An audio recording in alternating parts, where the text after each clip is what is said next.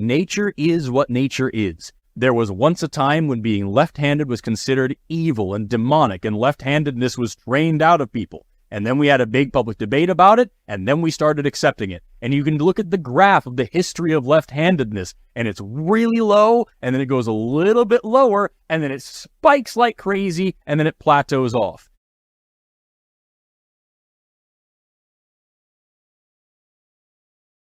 And someone living in the time of that spike might say, everybody's left-handed now. It's just a popular fad to be left-handed.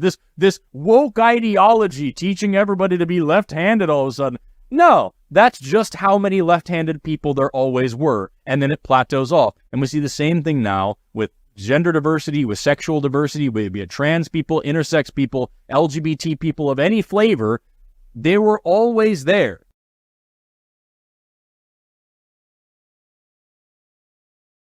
Broken down over time, the LGBT population of America seems to be roughly doubling every generation. According to a recent Gallup poll, less than 1% of Americans born before 1946, that's Joe Biden's generation, identify that way. 2.6% of boomers do, 4.2% of Gen X, 10.5% of millennials, and 20.8% of Gen Z. Which means if we follow this trajectory, we will all be gay in 2054.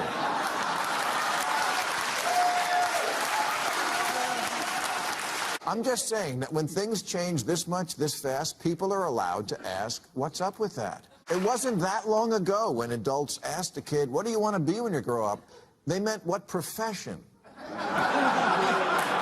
And the simplified answer is just that it's kind of fuzzy, but on a functional level, it's pretty binary.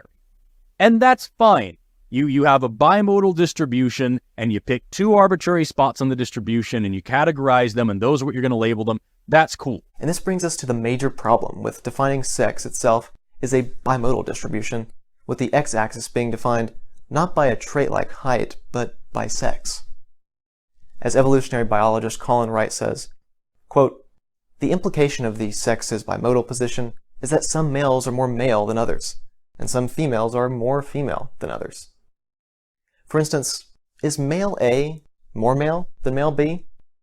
Is female D more female than female C? And what exactly is on the x-axis? As Wright adds, quote, "Is a male with a thicker beard, deeper voice, and larger penis more male than males with light beards, higher voices, and smaller penises?" Unquote. Or is a female with a higher voice and larger breasts more female than females with lower voices and smaller breasts? Such a categorization would be both offensive and scientifically wrong. Because gender cannot be brought down to or predicted by sex. What gender actually is an individual's reflection and performance of what they and what their culture around them expects from their perceived biological sex. Gender cannot be boiled down to, nor can it be predicted by sex. I am a cisgendered man. I am a man, and I use he, him pronouns, and I consider myself a man, and I exhibit what a lot of people will consider masculine characteristics some of the time. I can't freaking tell you what masculinity is or what it... I don't think of myself as a man most of the time. I think of myself as Forrest. So what by your lights is a woman? I would say any person with the internal sense of femininity that pervades and defines their personality and their perception of themselves. It's not circular to say that there are feminine characteristics that we associate with womanhood, and if someone exudes those feminine characteristics and it senses those feminine characteristics, that they would fit into the box of womanhood. I can't freaking tell you what masculinity is. That if I told you I was a woman, then I am a woman. Is that fair? No. If you tell me you're a woman, that does not make you a woman. If you are having that internal sense of being a woman, and you have that internal femininity and like those things, and you're expressing that to me, you're telling me you're a woman has no bearing on whether or not you are. It's just you're letting me know. A woman is what a woman is. There is no way for you to back up what you just said without excluding somebody who is a woman. There is not a way to objectively define it that doesn't end up excluding somebody who belongs in that category.